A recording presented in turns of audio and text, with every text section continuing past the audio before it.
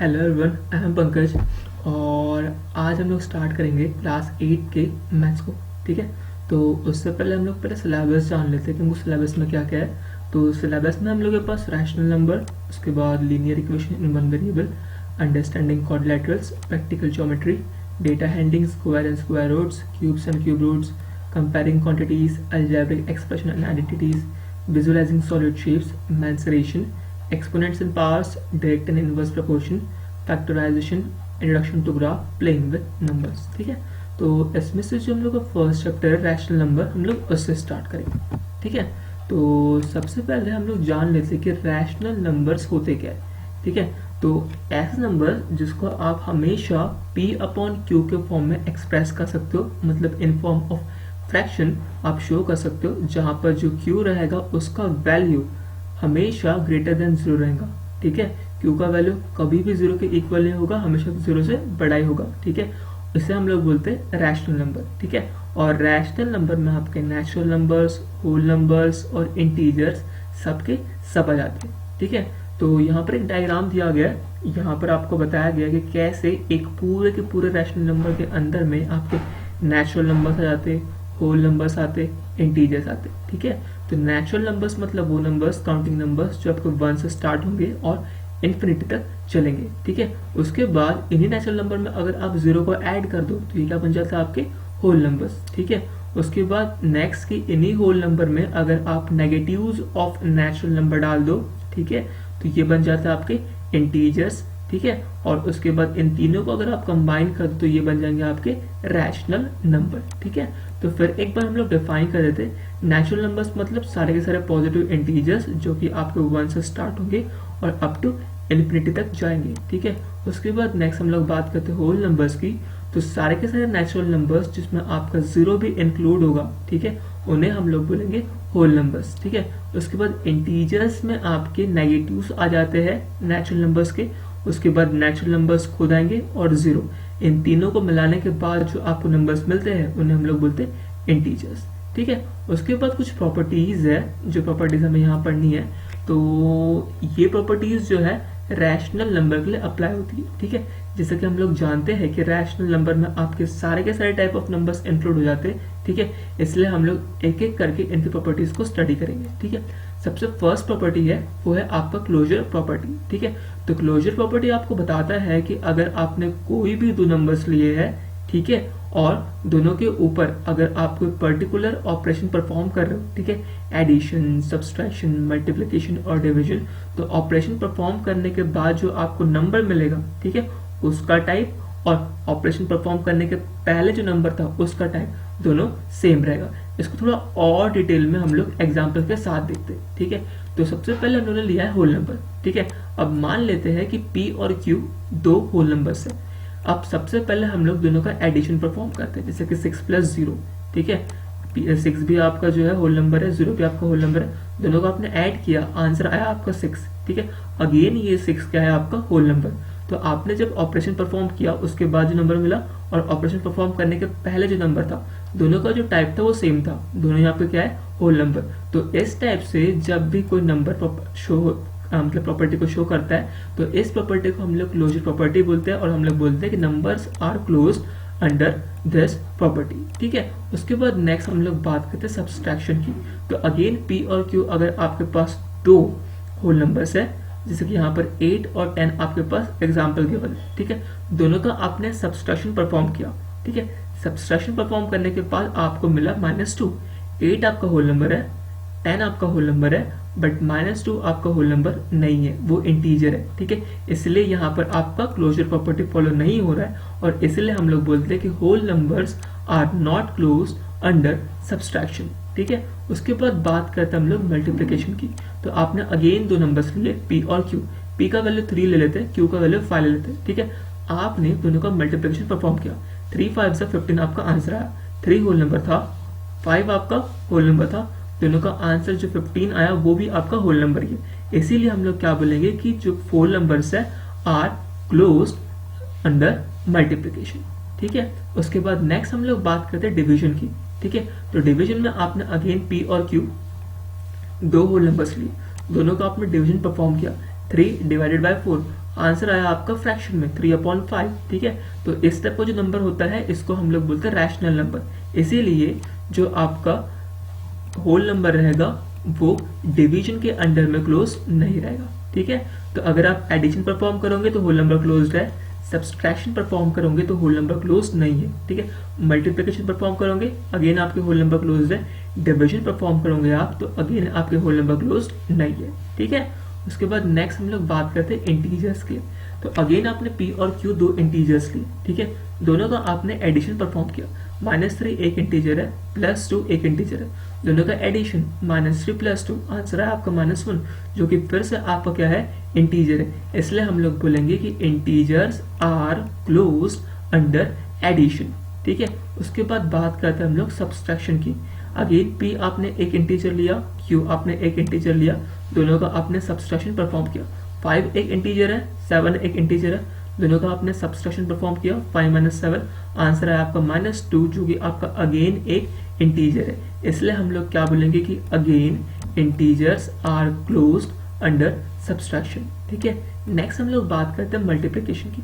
तो मल्टीप्लिकेशन हमने अगेन दो इंटीजर लिए p और q, दोनों का हम लोग परफॉर्म करते हैं मल्टीप्लिकेशन। -5 एक इंटीजर है, +8 एक इंटीजर है, दोनों का आपने मल्टीप्लिकेशन परफॉर्म किया। -40 आपका आंसर आया, ठीक है। तो -5 इंटीजर था, 8 भी आपका इंटीजर है और -40 भी आपका इंटीजर है। इसलिए हम लोग फिर से क्या बोलेंगे कि integers are closed under multiplication, ठीक है। उसके बाद बात करते हैं हम लोग डिवीजन की, ठीक है। तो डिवीजन आपने p एक इंटीजर लिया, q एक इंटीजर लिया, दोनों का आपने डिवीजन परफॉर्म किया। डिवीजन परफॉर्म करने के बाद जो आपको आंसर मिल रहा है ना, ये आपका रैशनल है, इंटीजर नहीं है। इसलिए हम लोग बोलेंगे कि integers are not close under division, ठीक है। तो इंटीजर आपके एडिशन में क्लोज्ड है, सब्सट्रैक्शन में क्लोज्ड है, मल्टीप्लिकेशन में क्लोज्ड है, बट डिवीजन में क्लोज नहीं है, ठीक है। उसके बाद नेक्स्ट हम लोग बात करते हैं रैशनल नंबर्स की। तो आपने दो नंबर्स लिए p और q, ठीक है। तो p और q दो रैशनल नंबर है, ठीक है। अब दोनों का आपने एडिशन परफॉर्म किया। यहाँ पे जैसे कि आप देख सकते हैं -4/7 एक रैशनल नंबर है, 6/7 एक रैशनल नंबर है, दोनों का आपने एडिशन परफॉर्म किया, ठीक है। एडिशन परफॉर्म करने के बाद आपको आंसर मिला -2/77, ठीक है। तो -4/7 रैशनल नंबर था, 6/11 रैशनल नंबर था, और जो आपका आंसर आया -2/77 ये भी क्या है, आपका रैशनल नंबर है। इसीलिए rational numbers are closed under addition. उसके बाद अगेन आपने दो रैशनल नंबर लिए p और q, p का वैल्यू 3/7, q का वैल्यू 8/5, दोनों का हमने परफॉर्म किया सब्सट्रैक्शन। आंसर आया 71/35। तो 3/7 रैशनल नंबर है, 8/5 रैशनल नंबर है, 71/35 रैशनल नंबर है। इसीलिए rational numbers are closed under subtraction. उसके बाद नेक्स्ट हम लोग बात करते हैं मल्टीप्लिकेशन की, ठीक है। तो अगेन -4/5 एक आपका रैशनल नंबर है, -6/11 एक रैशनल नंबर है, दोनों का आपने मल्टीप्लिकेशन परफॉर्म किया। 24/55 आंसर आया, जो कि आपका अगेन रैशनल नंबर है। इसीलिए rational numbers are closed under multiplication. उसके बाद बात करते हैं हम लोग डिवीजन की, ठीक है।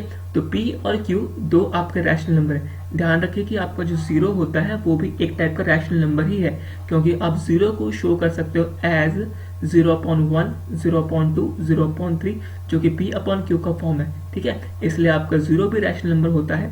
लेकिन अगर आप किसी भी नंबर को जीरो से डिवाइड करते हो तो जो आपका आंसर रहता है वो इन्फिनिटी आता है और डिफाइन नहीं होता। इसीलिए जो रैशनल नंबर्स होते हैं वो डिवीजन के अंडर में क्लोज नहीं होते, ठीक है। देन नेक्स्ट हम लोग बात करते हैं कम्यूटेटिव प्रॉपर्टी की। तो कम्यूटेटिव प्रॉपर्टी के अकॉर्डिंग ये होता है कि अगर आप सीक्वेंस चेंज करते हो, ठीक है, दो नंबर्स का, आप उनका एडिशन परफॉर्म करो, मल्टीप्लिकेशन परफॉर्म करो, डिवीजन परफॉर्म करो, या फिर आप उनका सब्सट्रैक्शन परफॉर्म करो, ठीक है।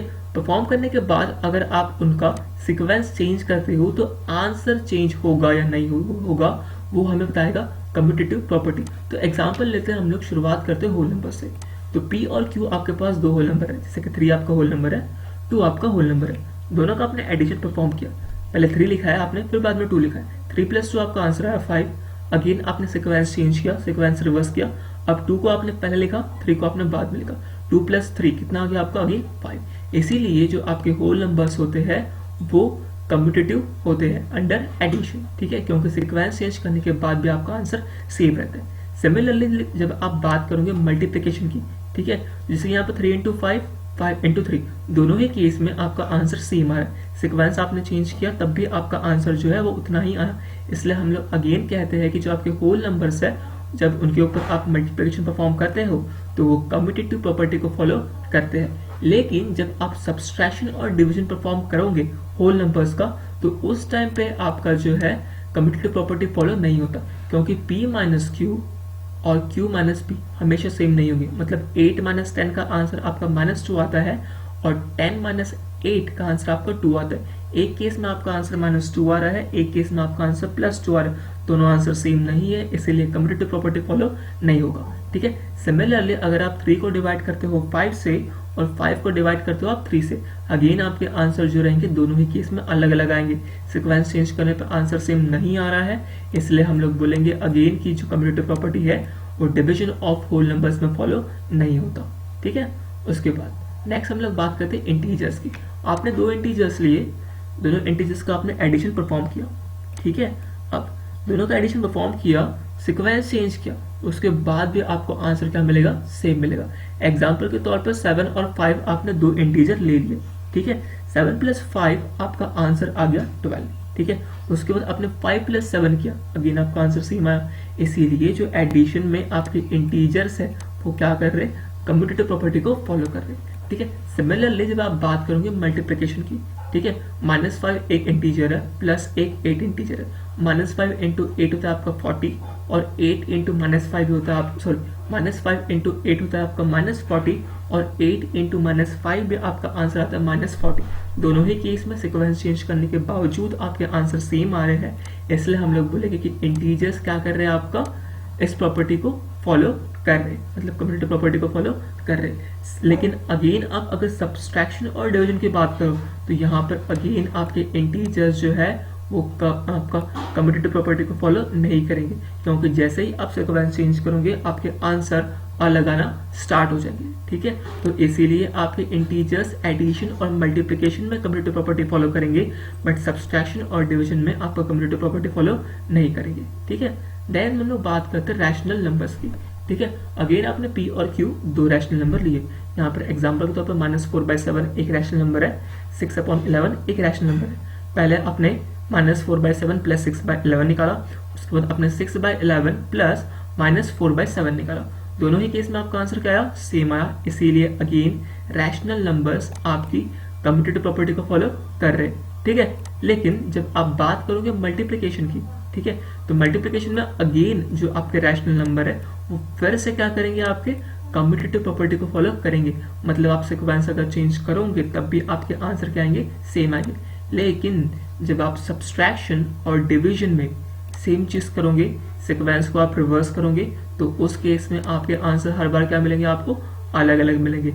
इसीलिए फिर से आपके जो रैशनल नंबर है वो एडिशन और मल्टीप्लिकेशन में कम्यूटेटिव प्रॉपर्टी को शो करेंगे, लेकिन सब्सट्रैक्शन और डिवीजन में कम्यूटेटिव प्रॉपर्टी को शो नहीं करेंगे।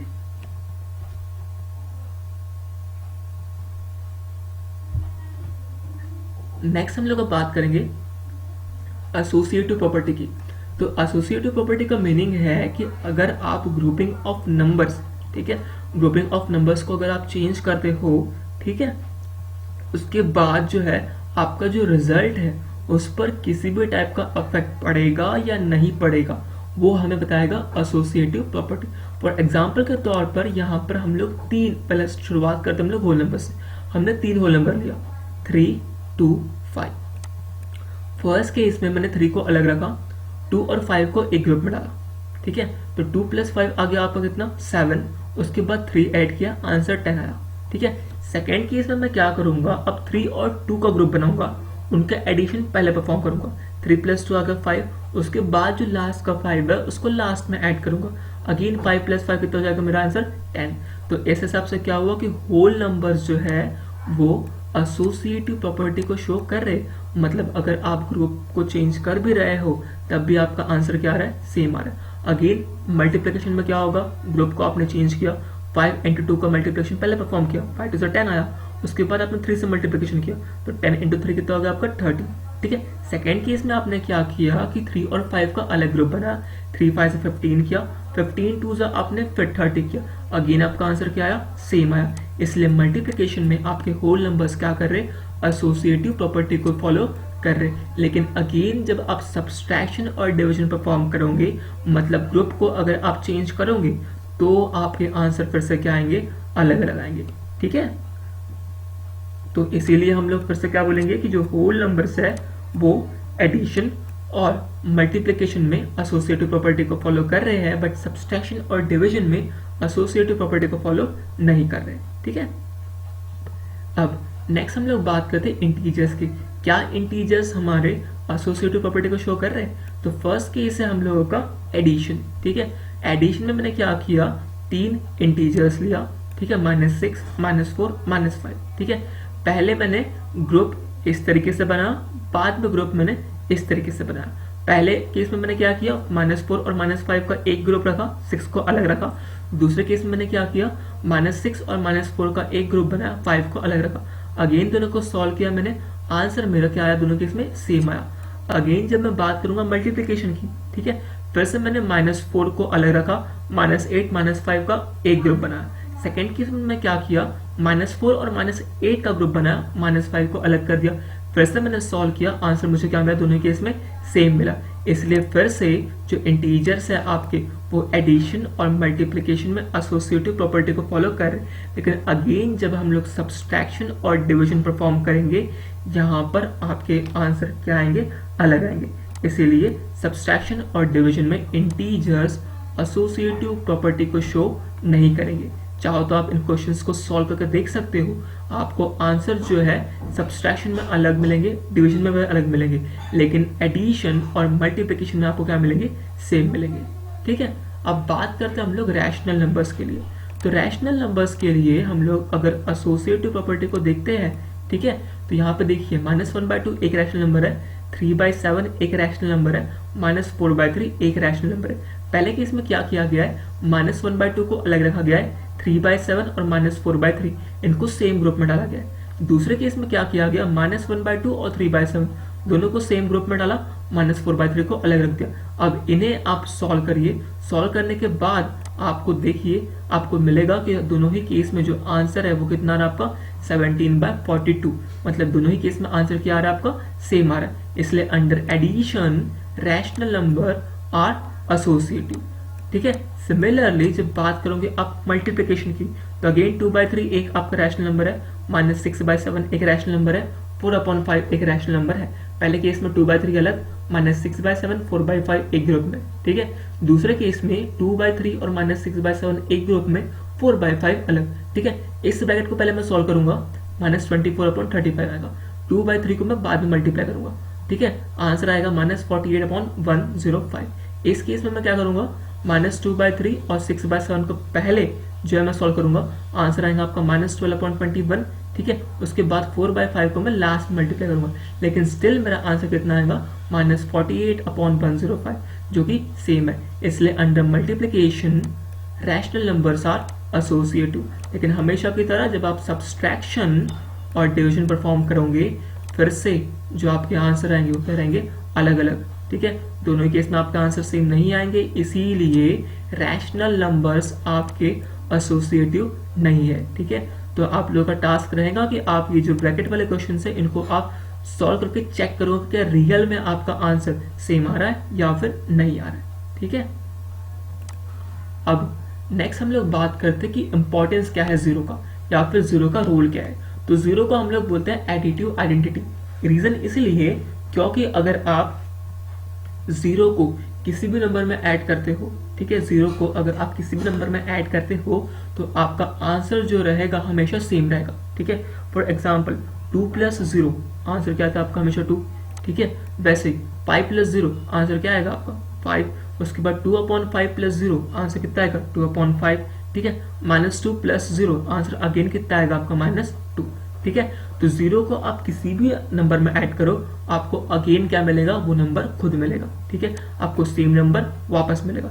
इसलिए हम लोग 0 को क्या बोलते हैं, एडिटिव आइडेंटिटी, ठीक है। सिमिलरली आपका एक होता है मल्टीप्लिकेटिव आइडेंटिटी, जिसको जो कि हम लोग 1 को बोलते हैं, क्योंकि किसी भी नंबर में आप 1 को मल्टीप्लाई करो आपको वही नंबर मिलेगा। 1 इंटू 5 5 होता है, -5 इंटू 1 आपका अगेन -5 मिलेगा, 2/5 इंटू 1 आपका अगेन कितना मिलेगा, 2/5, ठीक है। इसीलिए 1 को आप किसी भी नंबर से मल्टीप्लाई करो आपको वो नंबर खुद मिलेगा, इसलिए हम लोग 1 को क्या बोलते हैं, मल्टीप्लिकेटिव आइडेंटिटी, ठीक है। इसके बाद नेक्स्ट आता है आपका नेगेटिव्स ऑफ नंबर।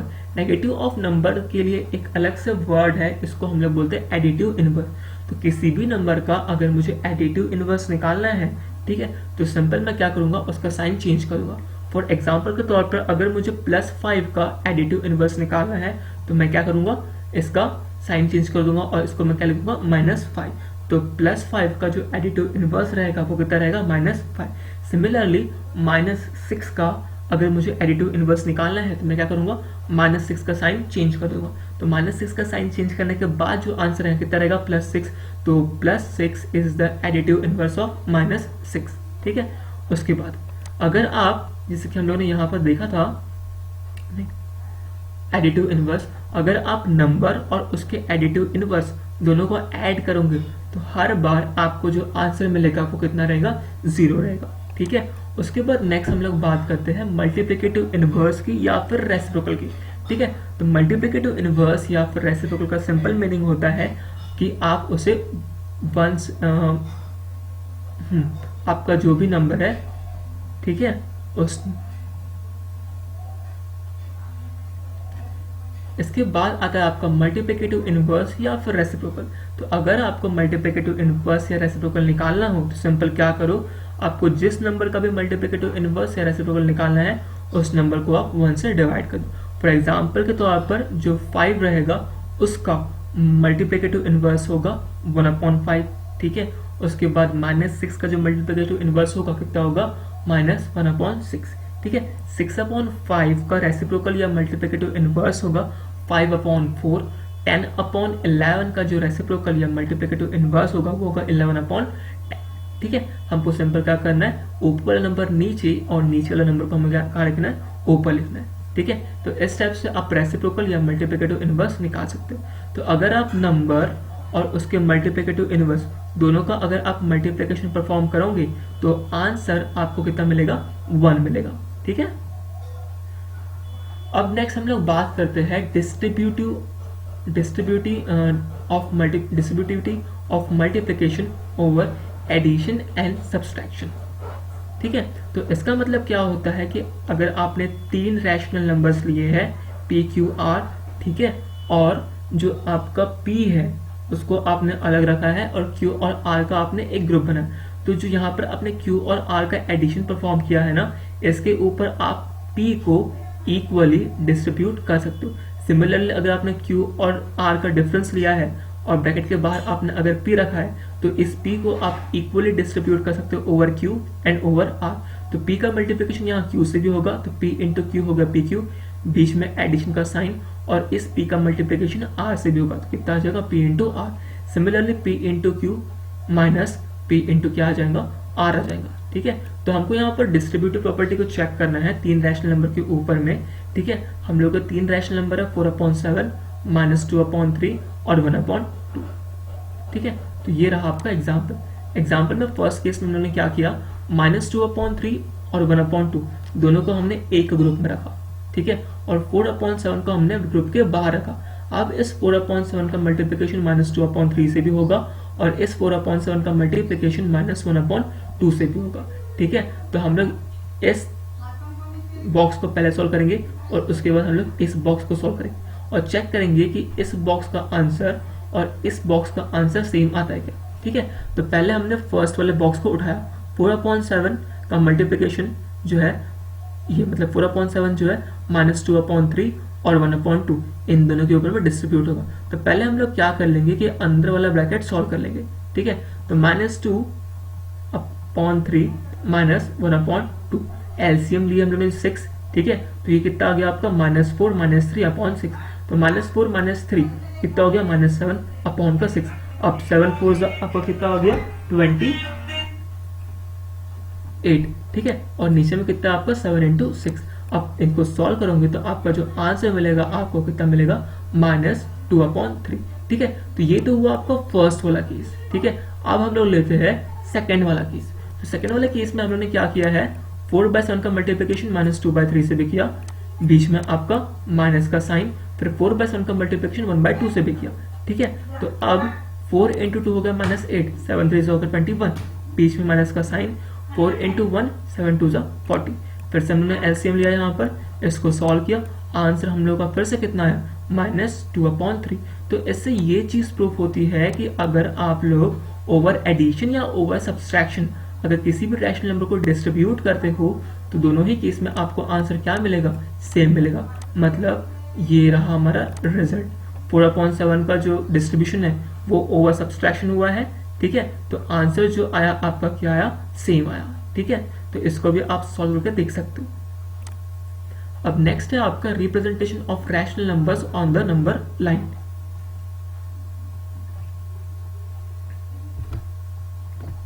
तो जैसे कि हमने देखा था कि नंबर लाइन क्या होता है, एक ऐसा लाइन जिसके ऊपर में आप जो है पॉजिटिव नंबर्स, उसके बाद 0 और नेगेटिव नंबर्स, इनको क्या कर सकते हो आप, शो कर सकते हो, ठीक है।